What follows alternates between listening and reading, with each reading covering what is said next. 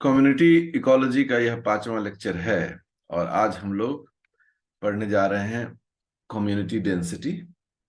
Density नहीं होगा, diversity होगा। हाँ, डाइवर्सिटी, कॉम्प्लेक्सिटी एंड स्टेबिलिटी। तो किसी भी कम्युनिटी की क्या डाइवर्सिटी है, कितनी कॉम्प्लेक्सिटी है, वो काफी मतलब जटिल प्रक्रियाएं हैं या फिर, और स्टेबिलिटी अनस्टेबिलिटी का क्या स्टेटस है, यह तीनों चीज हम लोग देखना चाहेंगे। इसको अपने तरीके से देखना चाहें। अगर हम लोग गौर करें तो ये जो कम्युनिटी डाइवर्सिटी, कॉम्प्लेक्सिटी, स्टेबिलिटी है, इसको हम लोग दो भागों में बांट सकते हैं। ठीक है, देखने के लिए पहला है रेसिस्टेंस। Resistance community.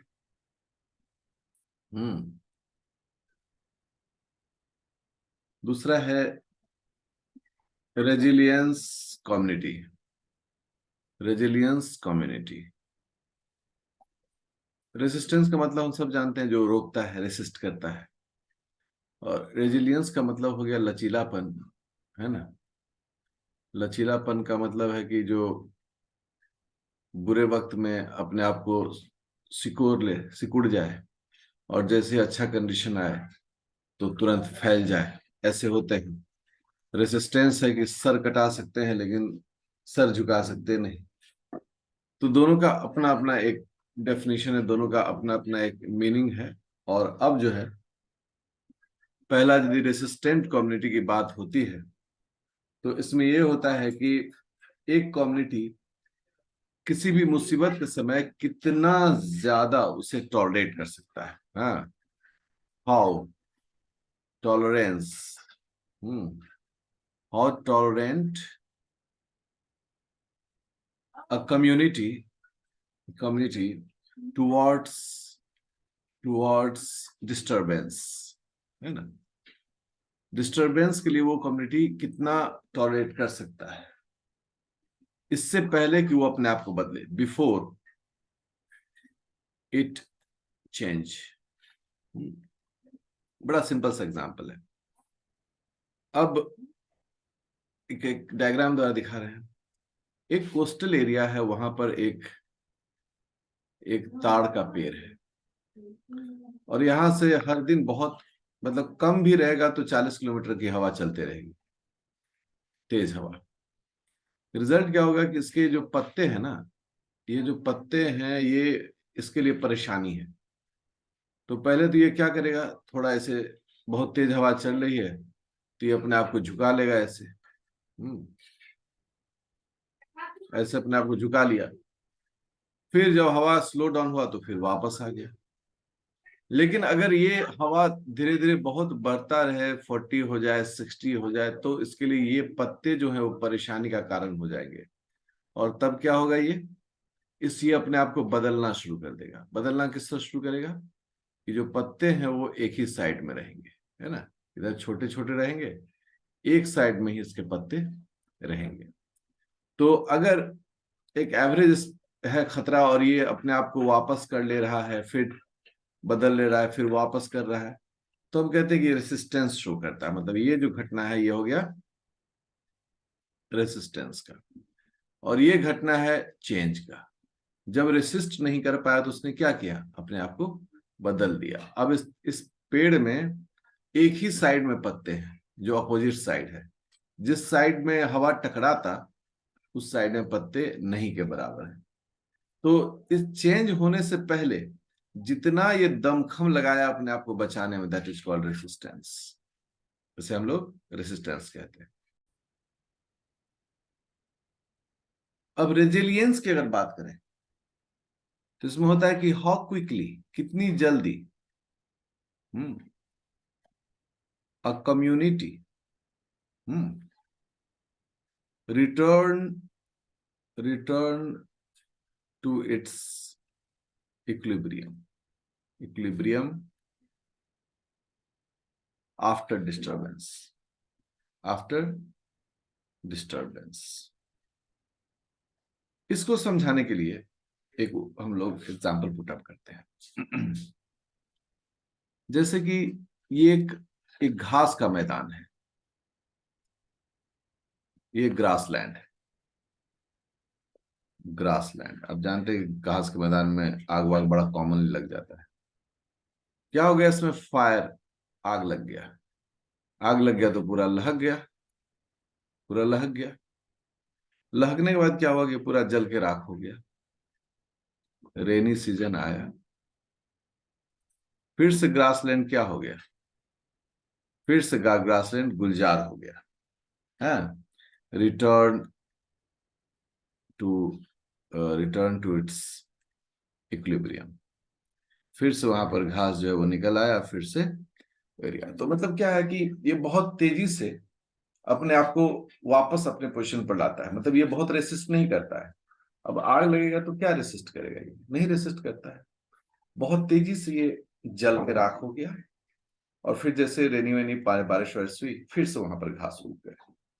तो ये हम क्या कहते हैं? लचीलापन। कि बुरे वक्त में उसने अपना सर झुका लिया और जैसे मौका मिला तो सर उठा लिया।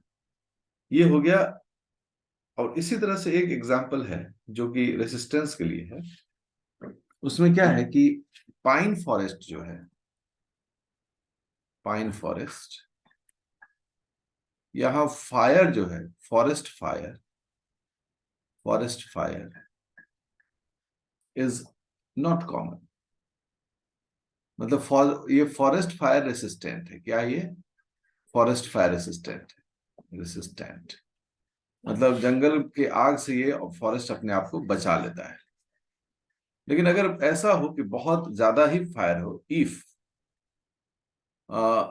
मतलब फॉरेस्ट फायर हो जाए, इफ इट बर्न्स, अगर उस जंगल में आग लग जाए,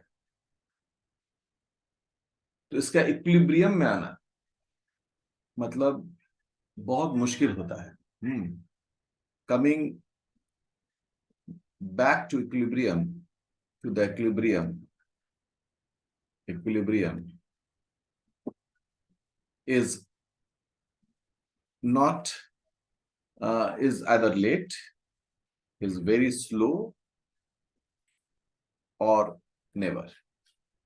अगर ये जंगल जल के राख हो गया तो या तो इसको वापस फिर से जंगल बनने में कई हजार साल लग सकते हैं, सैकड़ों साल और हजारों साल लगते हैं, या फिर कभी दोबारा ये जंगल नहीं बन पाएगा।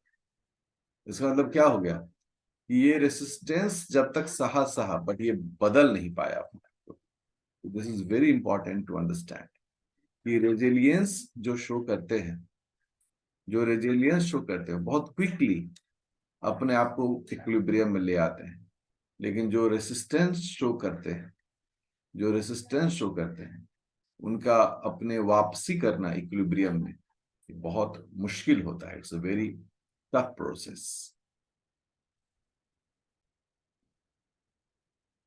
जब के सिलेक्शन और आर सिलेक्शन की बात होगी, तो जो रेसिस्टेंस शो करने वाला ग्रुप होता है, कम्युनिटी होता है, वहां डोमिनेंस ऑफ के सिलेक्शन होता है। डोमिनेंस ऑफ के सिलेक्शन। और जो रेजिलियंस शो करता है वो डोमिनेंस ऑफ आर सिलेक्शन होता है। आर सिलेक्शन होता है।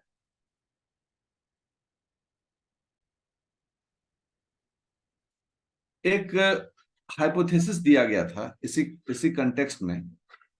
उसका नाम था डाइवर्सिटी स्टेबिलिटी हाइपोथेसिस। ठीक है। इस हाइपोथेसिस को दिया था चार्ल्स हिल्टन ने 1958। 1958।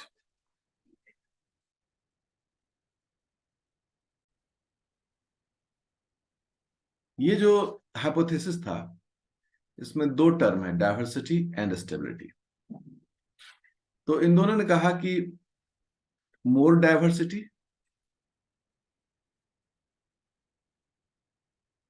इन अ कम्युनिटी,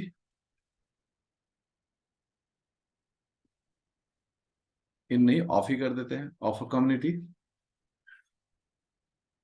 मोर स्टेबिलिटी, उसकी स्टेबिलिटी उतनी ही ज्यादा रहेगी। ठीक है, ज्यादा डाइवर्सिटी होगा, ज्यादा स्टेबिलिटी होगा। इस तरह के कम्युनिटी में बाहरी स्पीसीज ज्यादा नहीं आ पाते हैं।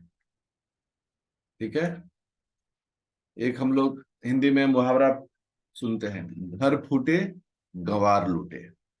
मतलब अगर आपस में हम लड़ जाएं, हम अपने डाइवर्सिटी को खराब करें, तो बाहर के लोग आकर हम पर कब्जा कर लेते हैं। और ये जितने भी उदाहरण हैं खूब पढ़े होंगे, अंग्रेजों ने भी क्यों कब्जा कर लिया, क्योंकि हम लोग आपस में लड़ रहे थे। तो बस उसी सिद्धांत पर है, आप ज्यादा डाइवर्सिफाइड होंगे, आप बाहरी स्पीसीज को ज्यादा आने नहीं देंगे, आपका पॉप कम्युनिटी उतना ही ज्यादा स्टेबल। अब इसको कुछ ऐसे एग्जाम्पल डायग्राम से समझाते हैं। एक एरिया है जहां वेरी लेस डाइवर्सिटी है, वेरी लेस डाइवर्सिटी, मतलब बहुत कम स्पीसीज है यहाँ पर, ए बी सी। अब देखो, ए जो है वह बी को पकड़ खाता है, बी जो है वो सी है, मतलब ए प्रीडेटर है किस पर, बी पर, और बी प्रीडेटर है किस पर, सी पर। ऐसे समझे। अब मान लीजिए कि इफ बी एक्सटिंक्ट, अगर बी खत्म हो जाए, तो both A and B species extinct, ये दोनों भी क्या हो जाएंगे, खत्म हो जाएंगे। Therefore invading species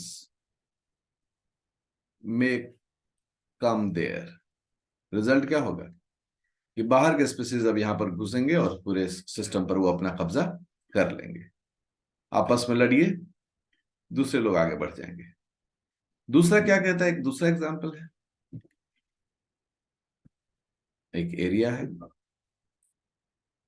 dense food wave, मतलब कि खूब डाइवर्सिटी है, dense food web, A B C D E F. अब सोचिए ऐसा, ए डी को भी खा सकता है, बी को भी खा सकता है, बी ई को भी खा सकता है, डी को भी खा सकता है, सी को भी खा सकता है, एफ को भी खा सकता है, ऐसे ऐसे ऐसे, है ना, ऐसे। अगर इस तरह से दिख रहा है हेवी डेंस फूड चेन, अब इसमें क्या है कि अगर मान लो कि अगर सी खत्म हो जाए तो भी ये सिस्टम चलता रहेगा। सो यहां पर क्या होता है कि मतलब extinction of C may not affect the community, may not affect the community in a large extent, in a larger extent। मतलब वो बहुत ज्यादा तबाही नहीं लाएगा। यहां पर पिछला क्या था कि छोटा डाइवर्सिटी, एक गया तो सब गया, ज्यादा डाइवर्सिटी तो एक चला भी गया तो बाकी लोग उसको संभाल लेंगे। ये था उसका डाइवर्सिटी स्टेबिलिटी जो हाइपोथेसिस था, वो था।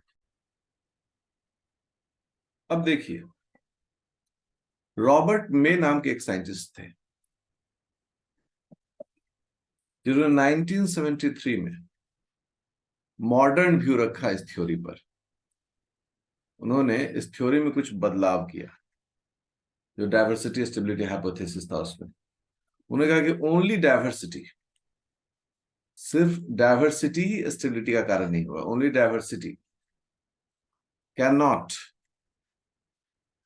Be a big factor for the stability of community, for the stability of the community। बड़ा भाई महत्वपूर्ण बात हो गया। इन्होंने क्या कहा कि सिर्फ डाइवर्सिटी से ही कम्युनिटी स्टेबल हो ये जरूरी नहीं है। Only diversity not the key of stability, nature of interaction.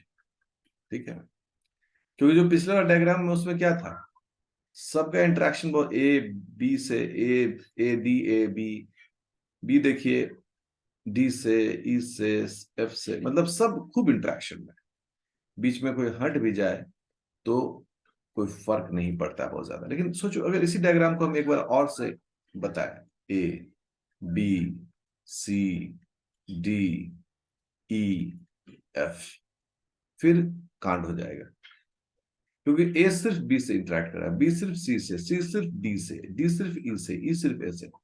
सी को हटा दें ये तो कम से कम गायब हो जाएगा। ठीक है, और पहले ये गायब होगा और फिर ये भी गायब हो जाएगा। इसलिए मोर इंटरेक्शन, मोर डाइवर्सिटी, मोर इंटरेक्शन, मोर स्टेबिलिटी। सो जो न्यू थ्योरी है वो क्या कहता है कि मोर डाइवर्सिटी, मोर डाइवर्सिटी, मोर इंटरेक्शन, इंटरेक्शंस, मोर स्टेबिलिटी। सीधी बात, कोई उल्टी पुल्टी बात नहीं। अब हम लोग विषय को आगे बढ़ाते हैं। जो इंटरेक्शन होता है, वो इंटरेक्शन भी बड़ा इंपॉर्टेंट है। हाँ? कि कम्युनिटी, कम्युनिटी जो डाइवर्सिफाइड होता है, मतलब कम्युनिटी कॉम्प्लेक्सिटी, कितना कॉम्प्लेक्सिटी है कम्युनिटी में, ये डिपेंड करता है किस पर, depends on the magnitude of, the magnitude of interactions, interactions. जो कम्युनिटी के कंपोनेंट्स हैं उनके बीच में क्या इंटरेक्शन है, और ये इंटरेक्शन को दो हिस्सों में बांट दिया गया। देखिए कैसे, एक हॉरिजेंटल, हॉरिजेंटल इंटरेक्शन, और दूसरा वर्टिकल इंटरेक्शन। हॉरिजेंटल मतलब होता है ऐसे, एक का बी के साथ। वर्टिकल मतलब हो गया ऐसे, ए का बी के साथ या बी का ए के साथ। हॉरिजेंटल इंटरेक्शन मतलब क्या होता है, between, between the species of same trophic level, trophic level. और वर्टिकल मतलब हो गया between different trophic level, different trophic level के बीच। ट्रॉफिक लेवल हम सब जानते हैं, प्रोड्यूसर से शुरू होता है कि प्रोड्यूसर ने उत्पादन किया, प्राइमरी कंज्यूमर, सेकेंडरी कंज्यूमर, ऐसे करते हुए डिकम्पोजर। ये सभी क्या अलग अलग ट्रॉफिक लेवल है। अब अगर प्राइमरी कंज्यूमर्स के आपस में ही, मतलब हम सोचे कि काउ एंड डियर के बीच में खूब घमासान कंपटीशन हो जाए, टकराहट हो जाए, this is called horizontal interaction. और अगर सेकेंडरी कंज्यूमर फॉक्स, फॉक्स और इनके बीच में इंटरेक्शन हो तो उसे हम लोग कहते हैं ये वर्टिकल इंटरेक्शन। तो जितना जितना ज्यादा इस प्रकार का इंटरेक्शंस ऑब्जर्व होगा उतना ही ज्यादा complexity of the community develop होती है। अब टॉपिक है कम्युनिटी ग्रेडियंट, ग्रेड एंड उसका बाउंड्री। ये बहुत बताना मुश्किल है कि कब कौन सा कम्युनिटी शुरू होगा, कब नेक्स्ट कम्युनिटी स्टार्ट हो जाएगा, ये सब बताना बिल्कुल बहुत मुश्किल है। तो ये भी बताना बहुत मुश्किल है कि कौन सा कम्युनिटी का बाउंड्री क्या है। It is difficult, difficult to predict. क्या प्रेडिक्ट करना मुश्किल है कि when a community ends and the next community begin, ये बताना मुश्किल काम है ना। डायरेक्ट कैलकुलेट करना बहुत मुश्किल काम है। बहुत सारे कम्युनिटीज के बीच में कोई शार्प बाउंड्रीज नहीं होते। मतलब अगर बाउंड्रीज की बात करें, बाउंड्रीज, many communities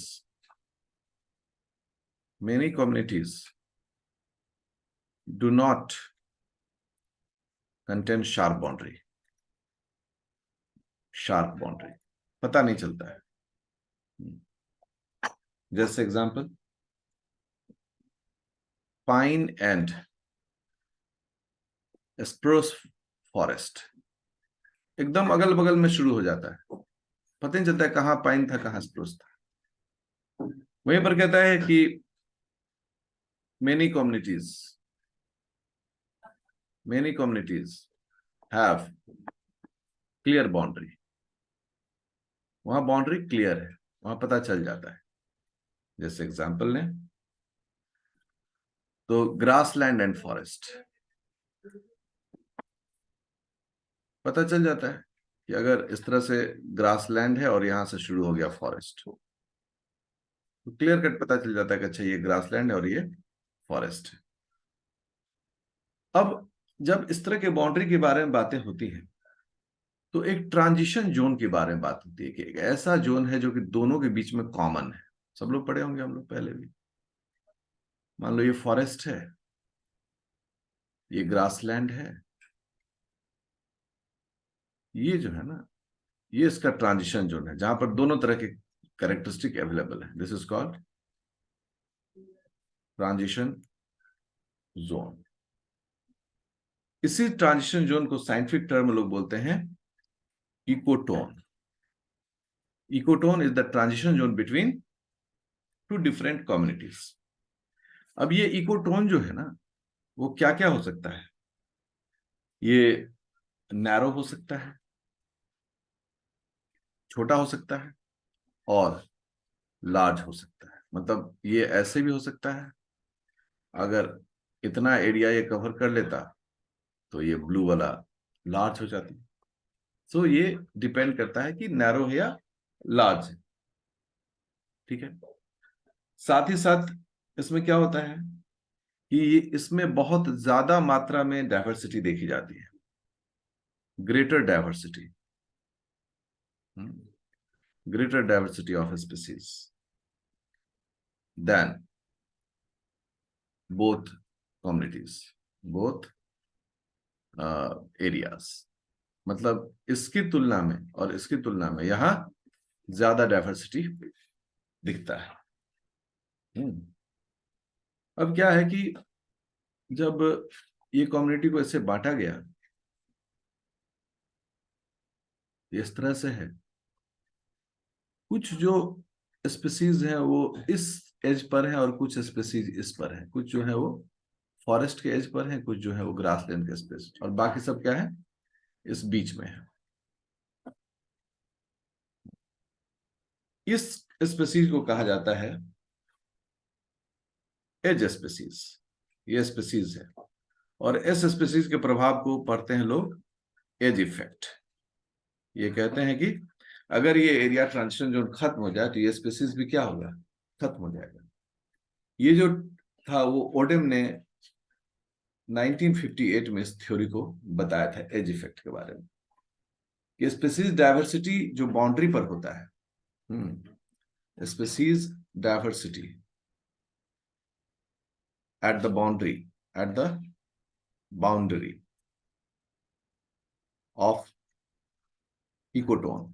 इकोटोन के जो बाउंड्री पर जो डाइवर्सिटी है उसको हम लोग एज इफेक्ट कहते हैं, और यहाँ जो स्पीसीज रहते हैं वो एज स्पीसीज कहलाते हैं। इनको ग्रोथ एंड रिप्रोडक्शन के लिए सारी व्यवस्थाएं यहाँ पर मौजूद रहती है। तो ये जो कॉन्सेप्ट है, यह इसके कम्युनिटी ग्रेडियंट एंड बाउंड्रीज का एक बेसिक कॉन्सेप्ट।